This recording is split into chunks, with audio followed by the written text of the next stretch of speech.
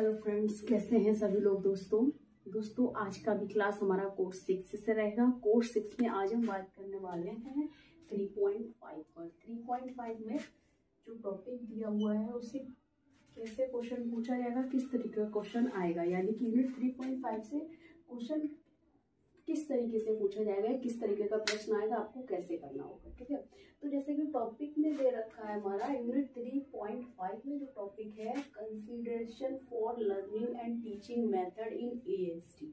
ठीक है, एएसटी में सीखने और पढ़ाने के तरीकों पर विचार करने योग्य महत्वपूर्ण बिंदु लिखिए। इस तरीके से आपको प्रश्न आएगा। ठीक है, यह आएगा एएसडी वाले बच्चों को पढ़ाने के तरीकों पर विचार करने वाले योग्य बिंदु या महत्वपूर्ण कह रहे हैं टीचिंग मेथड या महत्वपूर्ण विधियों को लिखिए इस तरीके से। ठीक है, तो आपको किस तरीके से कैसे करेंगे इसमें कि कौन कौन से महत्वपूर्ण बिंदु है, कौन से ऐसे पॉइंट्स हैं जो हम जब ऑटिज्म बच्चों को पढ़ाते हैं या सिखाते हैं तो कौन कौन सी ऐसी चीजें जिनको हमने ध्यान में रखना है, या किन चीज़ों को ध्यान में रखकर हम उन बच्चों को पढ़ाएंगे, या किन किन चीज़ों को हमें ध्यान में रखना होगा जब हम ऑटिज्म वाले बच्चों के साथ काम करते हैं। इस कई तरीकों से आपको प्रश्न पूछा जा सकता है, कई तरीके हैं प्रश्न पूछने के। ठीक है, तो देखिए दोस्तों, स्टार्ट करते हैं। ऑटिज्म स्पेक्ट्रम डिसऑर्डर, सभी जानते हैं ऑटिज्म स्पेक्ट्रम डिसऑर्डर क्या है। ठीक है ना, तो ऑटिज्म स्पेक्ट्रम डिसऑर्डर एएसडी, एक नंबर में इसका फुल फॉर्म आता है। ठीक है, ऑटिज्म स्पेक्ट्रम डिसऑर्डर। ठीक है, और हिंदी में अगर आप इसको लिखेंगे तो होगा आपका स्वाधीनता समूह विकार।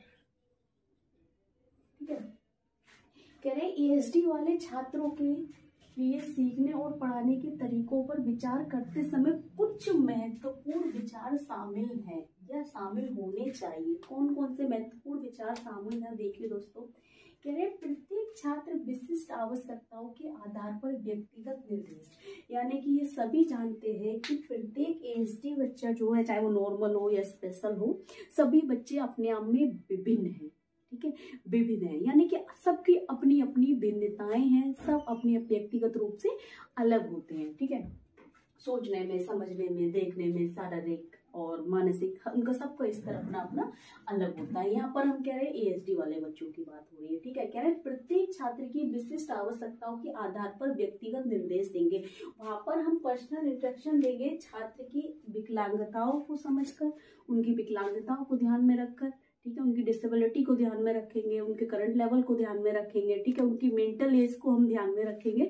इन सब चीजों को ध्यान में रखकर हमें उसे इंस्ट्रक्शन देनी है। ठीक है, उसके योग्यता अनुसार, उसकी आवश्यकता अनुसार या उसकी विकलांगता के अनुसार हम उसको क्या करेंगे, व्यक्तिगत निर्देश देंगे जब हम बच्चे को पढ़ा रहे हैं या सिखा रहे हैं। ठीक है, मजबूत दृश्य समर्थन। मजबूत दृश्य समर्थन का मतलब आप समझ रहे हैं, जब हम बच्चे को पढ़ा रहे हैं तो जो हमारे इंस्ट्रक्शन है, मजबूत दृश्य समर्थन, यानी कि जो चीज हम उनको दिखा रहे हैं वो एक्चुअल में ठीक, यानी कि अच्छी होनी चाहिए, वास्तविक होनी चाहिए। अगर हम कोई पिक्चर भी दिखा रहे हैं ना, तो पिक्चर ऐसी हो कि बच्चे को कॉन्सेप्ट क्लियर हो जाए। ऐसी ना हो कि किसी चीज का हम कॉन्सेप्ट दे रहे हैं, उसके साथ में बहुत सारी चीजें हैं। एक्चुअल में एक होनी चाहिए और पूरी वास्तविक रूप से दिखनी, रियल पिक्चर होनी चाहिए। ठीक है, कह रहे हैं संरचित दिनचर्या, यानी कि आपका डेली रूटीन जो होगा ऐसे स्ट्रक्चर्ड होना चाहिए। संरचित दिनचर्या मतलब सुबह से लेकर शाम तक जो आप बच्चों को सिखाएंगे, जो बच्चों के साथ करेंगे, ऐसे स्ट्रक्चर्ड होना चाहिए। मतलब उसमें समय का हो, समय का ध्यान रखें, बच्चे की आवश्यकता का ध्यान रखें, उसके स्तर का ध्यान रखें, उसकी विकलांगता का ध्यान रखें। इन सभी चीजों को ध्यान में रखकर हम अपने दिनचर्या का वातावरण, क्रियाकलाप और गतिविधियों को निर्धारित करेंगे। ठीक, कह रहे हैं संवेदी जागरूकता।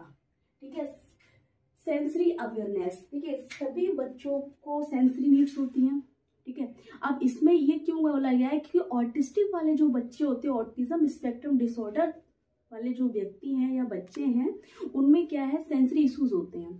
सभी लोग जानते हैं, कोई हाइपो सेंसिटिव होता है, कोई हाइपर सेंसिटिव होता है। ठीक है ना, कोई बहुत कम आवाज सुनना पसंद करता है, कोई बहुत ज्यादा आवाज सुनना पसंद करता है, कोई तो इतना घातक होता है कि अपने आप को हानि पहुंचाता है, काटता है, चीखता है, चिल्लाता है, भागता है, दौड़ता है, नोचता है, खोदता है। तो उन सबकी सेंसरी नीड्स को हमें ध्यान में रखना है, ठीक है, और उनसे जागरूक रहना है। कह रहे हैं संभावित संवेदनशीलताओं को संबोधित करना। जब आप बच्चे को पढ़ा रहे हैं, सिखा रहे हैं, तो उनकी सेंसरी इंटीग्रेशन को ध्यान में रखकर हम किसी चीज को सिखाएंगे।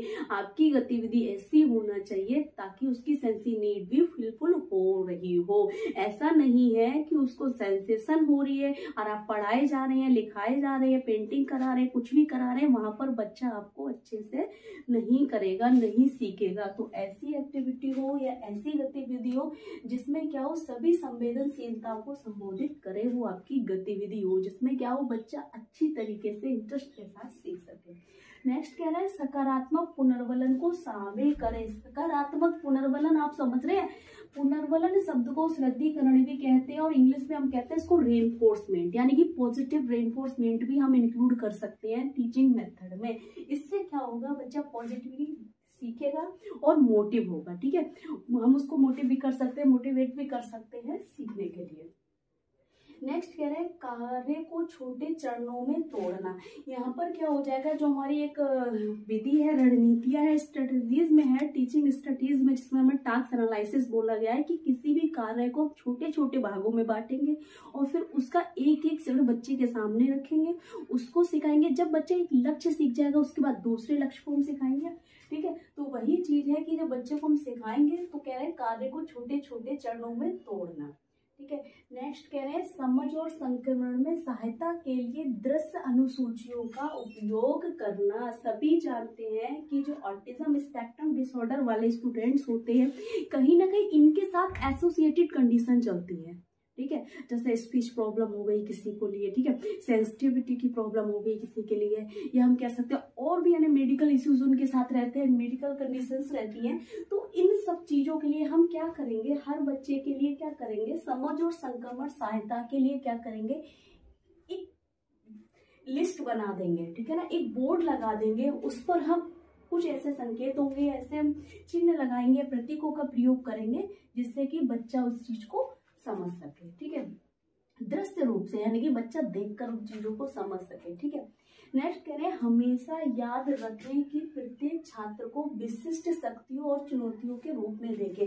एक शिक्षक के रूप में, एक प्रशिक्षक के रूप में आपको ये चीज ध्यान में रखनी है कि आप किसी स्पेशल नीड चिल्ड्रन को सिखा रहे हैं, आप किसी ऑटिस्टिक बच्चे को सिखा रहे हैं, यानी कि उसकी विशेषताएं जो है, ठीक है, अलग है, उसकी आवश्यकताएं अलग है। इस चीज को ध्यान में रखकर उसको सिखाएं, ठीक है। कह रहे हैं की पॉइंट्स ऑफ कंसीडर्ड, यानी कि विचार के मुख्य बिंदु, कौन कौन से ऐसे विचारणीय मुख्य बिंदु हो जिन पर हम विचार कर सकते हैं, ठीक है। सबसे पहले कह रहे हैं संवेदनशीलता, यानी कि सेंसरी सेंसिटिविटीज। इसमें कह रहे हैं संभावित संवेदी अधिभार के प्रति सचेत रहें और इसे प्रतिबंध करने के लिए रणनीतियों को शामिल करें, जिसमें क्या करेंगे, शांत स्थान प्रदान करें, यानी कि जब बच्चा बहुत अग्रेसिव हो रहा है, बहुत परेशान हो रहा है, तो उसके लिए हम क्या करेंगे, शांत माहौल देंगे, चाहे वो एक कमरा हो गया, चाहे एक मैदान हो गया, किसी भी एक जगह पर ले जाएंगे, उसको शांत स्थान प्रदान करेंगे। चंचल खिलौने यानी अट्रैक्टिव उसको हम टॉयज देंगे, या एक्टिविटीज का पजल्स हो गए, हमारे ब्लॉक्स हो गए, उसको देंगे।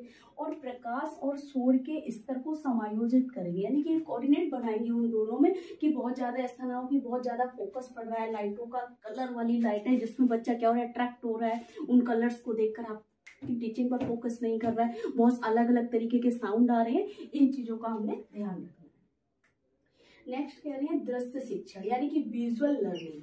विजुअल लर्निंग में हम क्या करेंगे, विजुअल लर्निंग इसलिए हमें जरूरी है क्योंकि ऑटिस्टिक बच्चे जो होते हैं सबसे ज्यादा कैसे सीखते हैं, देखकर सीखते हैं। उनको आप कोई मेथड देंगे नहीं सीखेंगे, आपको उनके लिए कोई एक नियम बनाएंगे नहीं सीखेंगे, लेकिन जब एक एक्टिविटी आप करके दिखाएंगे, मॉडलिंग के रूप में जब आप सिखाएंगे, वो बच्चे सीख जाते हैं। क्योंकि ऑटिस्टिक बच्चों के अंदर ये एक यूनिक क्वालिटी होती है कि वे बच्चे सबसे ज्यादा देखकर सीखते हैं। एक नंबर में प्रश्न भी ये पूछा जाता है, ठीक, कि ऑटिस्टिक बच्चे सबसे ज्यादा कैसे सीखते हैं, तो सबसे ज्यादा देख कर सीखते हैं, इसलिए इनके लिए विजुअल लर्निंग या विजुअल टीचिंग भी हम इनको कराते हैं। ठीक है। यहाँ पर दृश्य शिक्षण बोल रहा है तो यहाँ लर्निंग करा हटाने लगाने की जगह हम यहाँ पर टीचिंग कर देंगे, TACH टीचिंग, ठीक है, यानी कि विजुअल टीचिंग। इसमें क्या है, समझ और संचार को समर्थन देने के लिए चित्रों, आरेखों और प्रतीकों जैसे दृश्य साधनों का उपयोग करेंगे। इसके अलावा हम टेक्नोलॉजी का यूज कर सकते हैं, कंप्यूटर, ओवरहेड प्रोजेक्टर, लैपटॉप हो गया, टैबलेट हो गया, फोन हो गया, टीवी हो गया, इन सभी चीजों का उपयोग करेंगे, जिससे क्या है बच्चा देखकर, सुनकर और समझकर उसको सीख सकता है। तीसरा कह रहे हैं संरचित दिनचर्या, जैसे कि इसमें अभी समझाया था स्ट्रक्चर्ड रूटीन्स। कह रहे हैं पुनर्अनुमान लगाने और चिंता को कम करने के लिए। यहाँ पर ये क्यों कह रहे हैं पुनर्अनुमान, जो उस वातावरण में आपको सिखाया गया है, संरचित वातावरण में जो सिखाया गया है वही वातावरण में वो रह रहे हैं, ठीक है, और उनको ध्यान रहे कि मैंने इस काम के बाद दूसरा क्या करना है। इसीलिए उन्होंने कहा है कि पुनर्अनुमान लगाने के लिए, चिंता को कम करने के लिए स्पष्ट और सुसंगत, यानी कि जैसा है वातावरण उसको वैसा ही रखें, आप डेली डेली चेंज ना करें कि आज उसका क्लास ये है या उसकी टेबल यहाँ रखी है, उसकी चेयर वहां रखी है। जैसा है, जिस स्ट्रक्चर में वो सीख रहा है बच्चा, उसी संरचना को वहीं पर रहने दें, ठीक है। और दिनचर्या स्थापित करें, दैनिक गतिविधियों और परिवर्तनों के लिए दृश्य अनुसूचियां भी शामिल करें। वही जो कि एक आप लिस्ट बनाएंगे और उसमें क्या है चार्ट में अंदर शामिल करेंगे कि किस एक्टिविटी के बाद क्या करना है, कब लेटना है, कब बैठना है, कब पढ़ना है, कब खेलना है, कब टीवी का समय है, कब फोन का समय है। तो वहां पर क्या होगा, बच्चा देखकर उस चीज को समझेगा।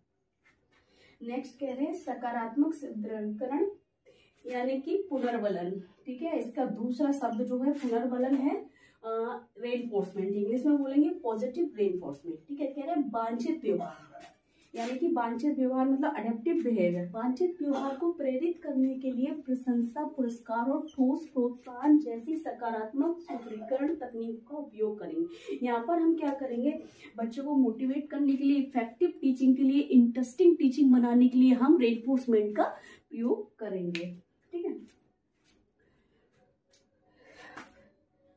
6 है आपका छोटे कदम और कार्य विवरण, small step and task breakdown. इसमें हम क्या करेंगे, छोटे छोटे कार्य, किसी भी कार्य को छोटे छोटे मतलब भागों में बांटकर और उसको सिखाएंगे। छोटे छोटे चरण होंगे, छोटे छोटे स्टेप होंगे और उसमें क्या करेंगे और उसको अलग अलग भागों में बांट देंगे। सीखने में आसानी के लिए जटिल कार्य को छोटे प्रबंधनीय चरणों में विभाजित करें और धीरे धीरे कौशल को विकसित करें।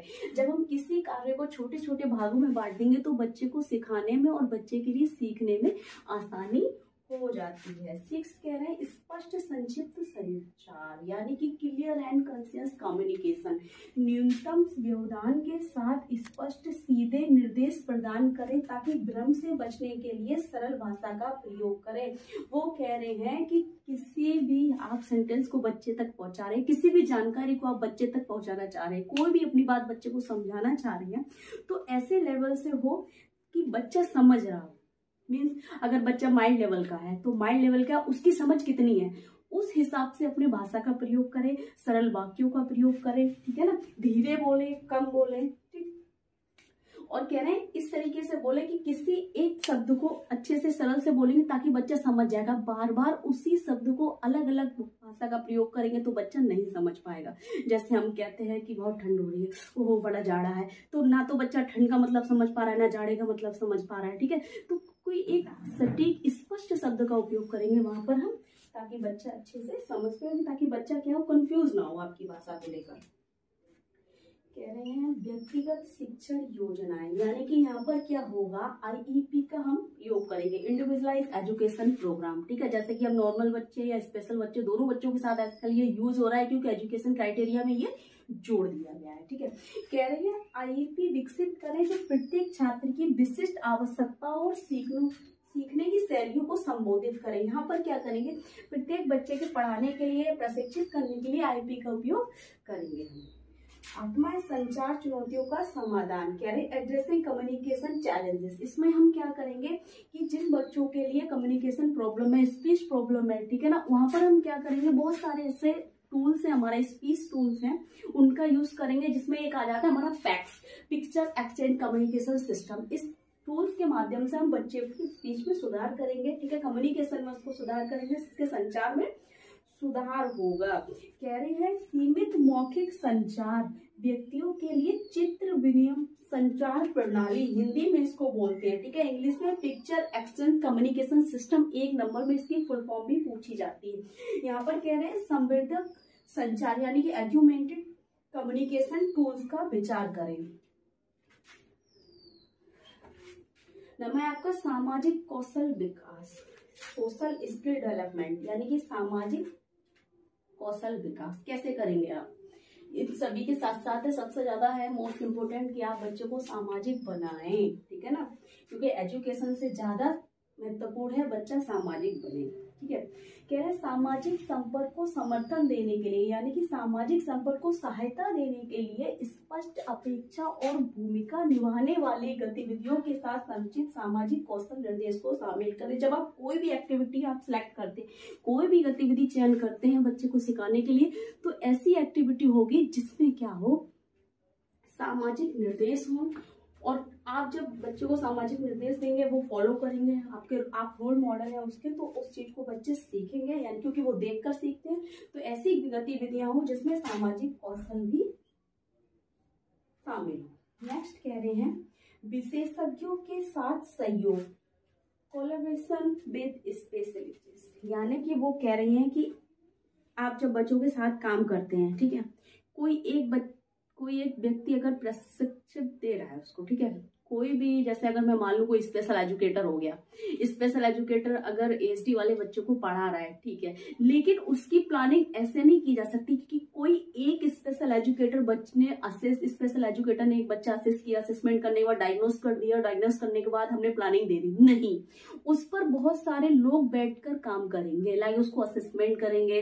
क्योंकि एक डिसेबल्ड बच्चे में कोई एक प्रॉब्लम नहीं होती, बहुत सारी एसोसिएटेड कंडीशंस होती है। उसके लिए क्या होगा, एक फिजियोथेरेपिस्ट आएगा, ठीक है, उसकी शारीरिक जितनी भी समस्या वो देखेगा, ठीक है, एक डॉक्टर होगा, एक सोशल वर्कर होगा, एक काउंसलर होगा उसमें, ठीक है, एक फिजियोथेरेपिस्ट हो गया, स्पीच थेरेपिस्ट होगा, ऑक्यूपेशनल थेरेपिस्ट होगा उसमें। तो बहुत सारे विशेषज्ञ मिलकर, जिसे हम कहते हैं मल्टीडिसिप्लिनरी टीम, ठीक है, बहुत सारे बहु विशेषज्ञ समूह जब होगा तब किसी एक बच्चे को असेस करेगा, उसके बाद डायग्नोस करेगा, तब हम उस बच्चे की प्लानिंग करेंगे। तो वही कह रहे हैं कोलैबोरेशन विद, कह रहे हैं स्पेशलिस्ट, यानी कि बहुत सारे विशेषज्ञों के साथ मिलकर काम करना, ठीक है।